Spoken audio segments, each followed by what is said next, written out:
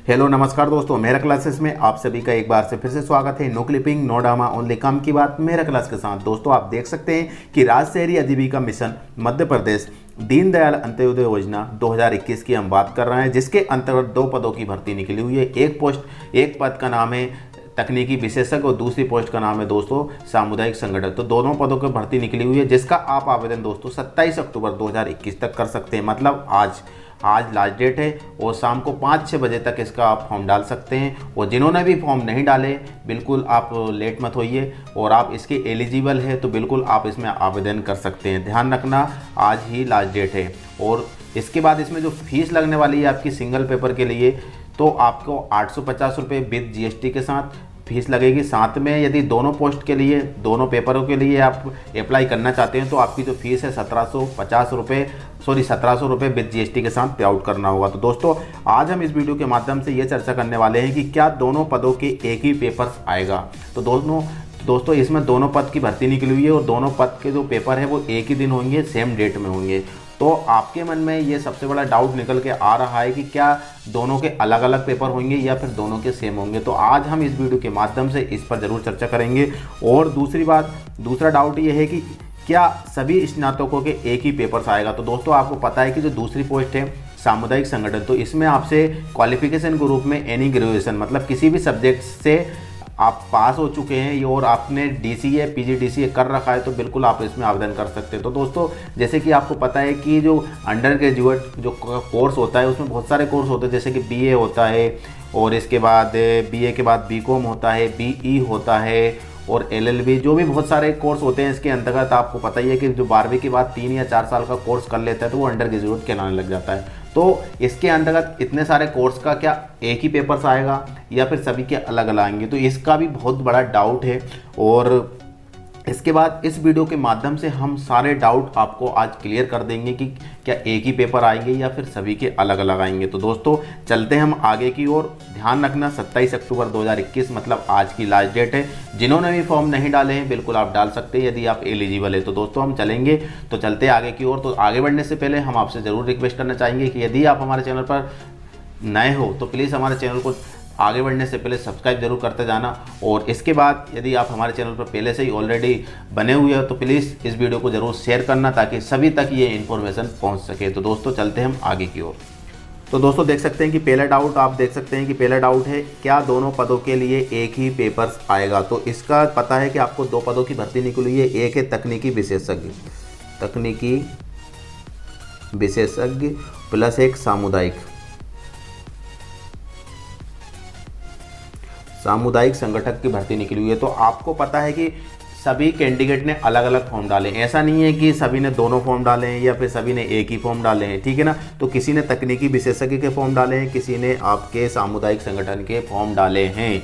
तो क्या आपके मन में ये हमसे बार बार क्वेश्चन उठ रहा है कि सर सभी के पेपर क्या अलग अलग आएंगे। तो दोस्तों हम इस वीडियो के माध्यम से ये बताने वाले हैं कि इन दोनों का पेपर एक ही डेट में होगा, एक ही टाइम पे होगा। तो इन दोनों का पेपर तो बिल्कुल अलग नहीं आएगा, बिल्कुल सेम आएगा। हाँ ये कि हम कह सकते हैं कि आपके जो क्वेश्चन है वो ऊपर नीचे हो सकते हैं, ABCD के अकॉर्डिंग हो सकते हैं, लेकिन पेपर आपका सेम आएगा। हम आपको लॉजिक बता रहे हैं वो कैसे आएगा। तो दोस्तों जैसे कि पता है कि माना कि किसी ने तकनीकी विशेषज्ञ का फॉर्म डाला और किसी ने डाला है सामुदायिक संगठन का। तो पहले क्या होते थे दोस्तों, और अभी भी कुछ जगह पर जैसे MPPSC का जो एग्जाम होता है वो ऑफलाइन होता है, ठीक है, और UPSC का जो एग्जाम होता है वो भी आपका क्या होता है, ऑफलाइन एग्जाम होता है। तो यदि ऑफलाइन एग्जाम होता है तो आपको रोल नंबर मिलेंगे, और रोल नंबर आप मिलेंगे तो आपको जो जहाँ सेंटर होगा वहाँ पे आपकी जो सीटिंग अरेंजमेंट होगा वहाँ पे आपकी जो टेबल है उस पर पहले से ही रोल नंबर लिख दिया जाता है, ठीक है। अब रोल नंबर लिख दिए जाते हैं तो आपको कैसे, किस क्लास में, किस रूम में, किस तरीके से बिठाया जाएगा कि आपको रोल नंबर 22 वही पेपर मिलेगा। जैसे कि किसी का रोल नंबर आपका 1 है, सपोज डेट करो 1 है, तो 1 का रोल किसी ने फॉर्म डाला 1 वाले ने तकनीकी विशेषज्ञ, तो आपको कैसे पहचानेंगे, क्योंकि वहाँ पर जो डिपार्टमेंट की ओर से जो पेपर सिलेक्ट होता है और जहाँ पर जो ड्यूटी लगती है वो बिल्कुल अलग होते हैं, ठीक है ना। और ना ही उनको कोड वर्ड दिया जाता है कि ऐसा है, क्योंकि पेपर पूरी तरीके से क्लोज होता है, ठीक है ना। आप भी एग्जाम दे चुके होंगे और आपको ये सब पता है। तो इस तरीके से ये फंडामेंटल तो पूरी तरीके से कैंसिल हो जाएगा और ये लॉजिक पूरी तरीके से कैंसिल है, माना पूरा रॉन्ग है। तो आपका जो इस तरीके से जो आपका एग्ज़ाम होगा वो आपका क्या होगा, जो पेपर होगा वो बिल्कुल सेम होगा। दूसरा लॉजिक ये है कि अब ऑनलाइन एग्ज़ाम होने लगे। किस तरीके से होने लगे दोस्तों, ऑनलाइन एग्ज़ाम होने लगे हैं। जब ऑनलाइन एग्ज़ाम होने लगे हैं तो आपको पता है कि हम जब सेंटर पहुंचते हैं तो हमारा वेरिफिकेशन होता है, आधार वेरिफिकेशन होता है और फिर हमारी आइडेंटिटी चेक की जाती है कि हाँ आप वही बंदे हो या नहीं हो। जब आधार वेरिफिकेशन होता है तो वहाँ पे सीटिंग अरेंजमेंट कैसे होती है, आपके आधार वेरिफिकेशन पर जो बंदा पहले पहुँच जाता है उसके अकॉर्डिंग रेंडमली आपका क्या होता है कि रेंडमली कहीं भी एक रूम के अंदर किया जाता है कि 10-20 सिस्टम है, 40 सिस्टम है, जो भी है, तो उसमें रेंडमली इधर उधर कर देते हो। तो उसमें कैसे पता चलेगा कि आपका वही पेपर है, ठीक है ना। तो इस तरीके से भी आपका जो लॉजिक है पूरी तरीके से यहाँ पर कैंसिल माना जाता है और आपका जो पेपर है वो सेम ही होगा। इससे भी हमको ये पता चलता है। दूसरी बात दोस्तों, मैं आपको दूसरी जगह एक दूसरे तरीके से बताने की कोशिश करता हूँ। तो आप यहाँ पे देख सकते हैं दोस्तों कि यहाँ पे क्या सभी स्नातकों के पेपर्स एक ही होंगे। अब हम बात करते हैं सामुदायिक संगठन, जो कि दूसरी पोस्ट है और जिसमें आपसे क्वालिफिकेशन के रूप में मांगा गया है एनी ग्रेजुएशन किसी भी सब्जेक्ट से। यदि आपने ग्रेजुएट कर रखा है और आपने DCA PGDCA है आपके पास, तो बिल्कुल आप इसका आवेदन कर सकते हैं, जिसका सिंगल पेपर के लिए 850 रुपये देना होगा। तो 12वीं के बाद 12th के बाद यदि किसी ने 3 साल का या 4 साल का कोर्स कर लिया है तो वो किस में पहुंच जाता है, स्नातक, मतलब ग्रेजुएट कंप्लीट हो जाता है। तो ग्रेजुएट तो बहुत सारे होते हैं, सारे ग्रेजुएट के बहुत सारे कोर्स होते हैं, जैसे कि आपको देख सकते हैं कि BSc हो गया, BA हो गया, BCom हो गया, BE हो गया और इसके बाद LLB हो गया, फिर ना जाने बहुत सारे ऐसे कोर्स चलते हैं दोस्तों की जो ग्रेजुएट में आ जाते हैं, ठीक है ना। ग्रेजुएट अब सभी के पेपर्स अलग अलग बनाने लग जाएंगे और कोई बंदा वहाँ पे एग्ज़ाम नहीं देने जाएगा तो डिपार्टमेंट का तो अच्छा खासा लॉस होगा। और दूसरा लॉस तो हम नहीं कह सकते क्योंकि वो फीस भी इतना सारी ले रही है, एक पेपर के लिए 850 रुपये और डबल पेपर के लिए 1700, तो फीस तो बहुत ज़्यादा ले रही है उसमें।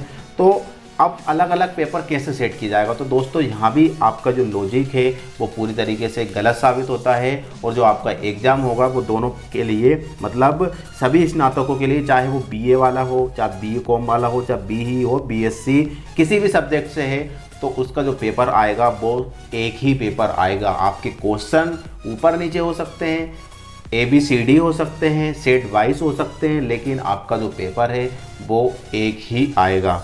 फिर और उम्मीद करता हूँ कि इस तरीके से आप समझ गए होंगे। चलो ठीक है, अभी भी समझ में नहीं आया है तो मैं आपको फिर से आगे की ओर लेकर चलता हूँ दूसरे लॉजिक पर। तो यहाँ पे आप देख सकते हैं दोस्तों कि एग्ज़ाम जो कंडक्ट होता है वो अलग अलग डिपार्टमेंट कंडक्ट कराता है, जैसे कि देख सकते हैं कि IUPS, MPPSC, SSC और PEB। तो IUPS की हम बात कर रहे हैं तो सबसे पहले IUPS में देखेंगे कि आपने यदि PO या फिर क्लर्क के एग्ज़ाम दिए होंगे, तो यदि क्लर्क में आपसे मांगा जाता है कि कोई भी सब्जेक्ट से ग्रेजुएशन कंप्लीट कर रखा है, ठीक है ना। यदि आपने ग्रेजुएशन कंप्लीट कर रखा है तो बिल्कुल आप इसमें आवेदन कर सकते हैं, ठीक है ना, PO के लिए या क्लर्क के लिए। तो आपको पता है कि आपने IPS के एग्ज़ाम दिए होंगे, बैंक के एग्ज़ाम दिए होंगे, तो ग्रेजुएशन के या किसी नहीं दिए होंगे तो आप किसी से पूछना कि IPS में कोई भी ग्रेजुएशन का कोई भी बंदा अलग अलग, जैसे BE वाला हो गया या फिर BCom वाला, BA वाला, तो वो कोई फॉर्म डालता है तो उनका जो पेपर आता है दोस्तों वो सेम आता है, ठीक है ना। IPS का जो एग्ज़ाम का पेपर होता है उसमें मांगा जाता है कि एनी ग्रेजुएशन कोई भी सब्जेक्ट से, तो आप इसमें आवेदन कर सकते हैं। लेकिन जो पेपर आता है सभी ग्रेजुएशन कंप्लीट करने वालों का एक ही सिंगल पेपर आता है, ठीक है ना। क्वेश्चन ऊपर नीचे होते हैं, आजकल बता तो नहीं सकते कौन का किसका है, लेकिन सभी के सेम होते हैं क्योंकि हमने भी डिस्कशन किया है और हम भी पेपर दे चुके हैं और बाहर जाके पता करता हाँ पे 15 नंबर का क्वेश्चन कौन सा आया था, उसका आंसर क्या था क्या नहीं था, तो इस पर हम डिस्कशन करते हैं और इससे पता चल जाता है कि ये पेपर क्या आया था, सेम था। अब बात कर रहे हैं हम MPPSC की दोस्तों। तो MPPSC का एक एग्ज़ाम हम देते हैं, या आपने दिए होंगे या फिर नहीं दिए होंगे, तो किसी से पूछ लेना आप कि आपके जो एग्ज़ाम होते हैं एक तो सिविल सर्विस के लिए होता है और एक फॉरेस्ट सर्विस के लिए होता है, तो ठीक है ना। जिसमें अभी 2 पोस्ट के लिए निकला है उसी प्रकार से MPPSC 2 एग्जाम लेती है, एक तो होता है सिविल सर्विस, एक होता है फॉरेस्ट सर्विस। तो सिविल सर्विस और फॉरेस्ट सर्विस में यदि हम सिविल सर्विस का फॉर्म डालते हैं तो एनी ग्रेजुएशन मांगता है, ठीक है ना। तो एनी ग्रेजुएशन आपने कंप्लीट कर रखा है, 12वीं के बाद 3 साल का या 4 साल का कोर्स कर रखा है, तो आप इसमें आवेदन कर सकते हैं, ठीक है। साथ में फॉरेस्ट सर्विस के लिए इसमें आपका इंजीनियरिंग मांगते हैं, ठीक है ना, इंजीनियरिंग मांगते हैं, और इंजीनियरिंग वाला दोनों पोस्ट के लिए आवेदन कर सकता है, मतलब फॉरेस्ट सर्विस के लिए और सिविल सर्विस के लिए। अब दोनों का जो पेपर आता है दोस्तों वो सेम आता है, ठीक है ना, बिल्कुल 100% सेम आता है इसका पेपर। और इससे हमें ये भी पता चल जाता है कि जो सामुदायिक संगठन और तकनीकी विशेषज्ञ को जो एग्जाम होने वाला है वो भी सेम आएगा। इसी प्रकार से एसएससी की हम समझते हैं, स्टाफ सिलेक्शन कमीशन भी ऐसे ही करता है। यदि कोई ग्रेजुएशन कंप्लीट करता है, जैसे कि हम बात करते हैं ग्रेजुएशन पर नहीं जाते हुए हम 12th लेवल पर जाते हैं, तो 12th लेवल पर जाते हैं दोस्तों, तो हम देखा होगा कि 12th में हम जब 10th क्लास पास करते हैं तो उसमें हम सब्जेक्ट चूज़ करते हैं, जैसे कि आर्ट्स लेते हैं, बायो लेते हैं, मैथ्स लेते हैं, बायोलॉजी लेते हैं, एनीथिंग्स। तो बंदा 12th क्लास की यदि कोई क्वालिफिकेशन के तौर पर यदि कोई जॉब निकलती है इसके अकॉर्डिंग, एसएससी के अकॉर्डिंग, तो वह बंदा 12वीं ये नहीं मांगा जाता है कि पीसीएम हो या पीईबी हो या फिर आपका बीए हो या बीकॉम हो, उसमें मांगा जाता है सिर्फ मात्र 12th। यदि आपने 12th पास कर रखी है तो इसका आवेदन कर सकते हो। तो आप अब उसमें आपको जो पेपर आएगा वो 12th लेवल से ही आएगा, वो उनके अकॉर्डिंग आएगा। आप ये नहीं कह सकते कि सर हमारा तो फिजिक्स केमिस्ट्री है या फिजिक्स बायोलॉजी है, अब हमारा कैसे आएगा, तो वो पेपर आएगा वो सेम आता है, ठीक है ना। तो इससे अभी हमको ये पता चलता है कि जो पेपर आने वाला है सामुदायिक संगठन और तकनीकी विशेषज्ञ, उसका भी जो एग्ज़ाम है वो सेम ही आएगा जो पेपर का। फिर इसके बाद पीईबी की बात करें दोस्तों, तो पीईबी प्रोफेशनल एग्जामिनेशन बोर्ड, जो कि पेपाम के नाम से जाने जाते हैं, ठीक है ना। तो पीईबी जो भी एग्ज़ाम लेती है एंट्रेंस एग्ज़ाम और रिक्रूटमेंट के अकॉर्डिंग, तो यहाँ पे आप देखेंगे कि जब रिक्रूटमेंट के लिए जो एग्ज़ाम निकालती है वो पार्टिकुलर कोई एक ही सब्जेक्ट से निकालती है, ठीक है ना। जैसे कि 12th लेवल, जैसे कि 12th लेवल से कम आता है 10th लेवल से मान लीजिए, क्योंकि अभी एमपी कांस्टेबल का जो फॉर्म डाला गया है वो 10th लेवल से डाला गया है, ठीक है ना। तो 10th लेवल से आपकी 10th लेवल के अकॉर्डिंग, तो 10th तो आपने सभी पढ़ा है, आपने कोई सोशल सब्जेक्ट हो गया आपका, साइंस हो गया, मैथ्स हो गई, हिंदी हो गई, ठीक है ना, बाकी रीजनिंग हो गई, फिर इसके बाद आपका वही जीके होना चाहिए, फिर रीजनिंग और बहुत सारे इसमें सब्जेक्ट एडिशनल जुड़ जाते हैं जो कि हम एग्जाम देते हैं। तो इसका सब्जेक्ट फिर हमें अलग से, हमने ये पढ़े नहीं है लेकिन फिर भी हमसे पूछा जाएगा, ठीक है ना। 10th लेवल पे हमने तो रीजनिंग नहीं पढ़ी है, ना ही हमने कोई जीके पढ़ा है, जीके नॉर्मल तौर से पढ़ा है ना, करंट अफेयर तो हमें फिर पढ़ना ही पड़ेगा, चलो ठीक है जीके पढ़ लिया, रीजनिंग पढ़ ली, लेकिन करंट अफेयर कहाँ से पढ़ा, करंट अफेयर तो रोज़ चेंज होता रहता है। तो आपको ये पता है कि फिर भी उसमें करंट अफेयर्स आ जाता है, ठीक है। तो करंट अफेयर्स आता है तो हमको पढ़ना तो पड़ेगा, उसका सिलेबस हमको अलग से मिल जाता है। तो इसी तरीके से दोस्तों आपका जो पेपर आने वाला है सामुदायिक संगठन और तकनीकी विशेषज्ञ, तो उनका जो एग्ज़ाम सेम डेट पे होगा, सेम टाइम पे होगा और सेम पेपर होगा। अब डिपार्टमेंट की ओर से अभी कोई भी ऐसा क्लू नहीं आया कि इस तरीके से आएगा, क्योंकि जो इसकी जो भर्ती निकली हुई थी 2015 में निकली हुई थी, वो भी ऑफलाइन मोड से इसके फॉर्म डले हुए थे, और ऑनलाइन मोड से अब 2021 में बहुत टाइम बाद हो रहा है, 6 साल के बाद हो रहा है। अभी हम ये कह नहीं सकते हैं।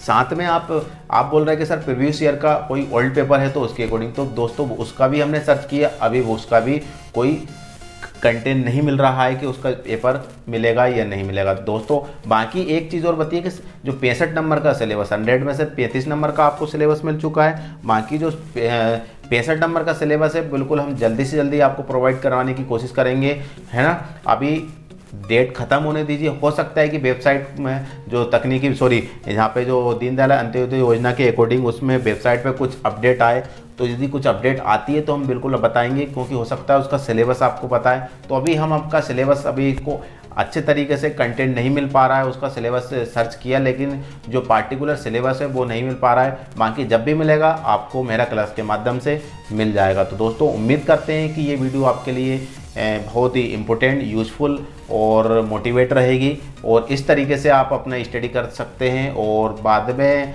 आपको जो 35 नंबर का सिलेबस है वो मिल चुका है, आप स्टडी कर दीजिए। बाकी 65 नंबर का सिलेबस हमारी रिस्पॉन्सिबिलिटी रहेगी, इसके लिए हम आपको जल्दी से जल्दी प्रोवाइड करने की कोशिश करेंगे। तो दोस्तों इस वीडियो को जहाँ पे हम एंड करते हैं, एक नए टॉपिक के साथ, एक नए वीडियो के साथ हम फिर से मिलेंगे। जब तक के लिए जय हिंद, वंदे मातरम, भारत माता की जय।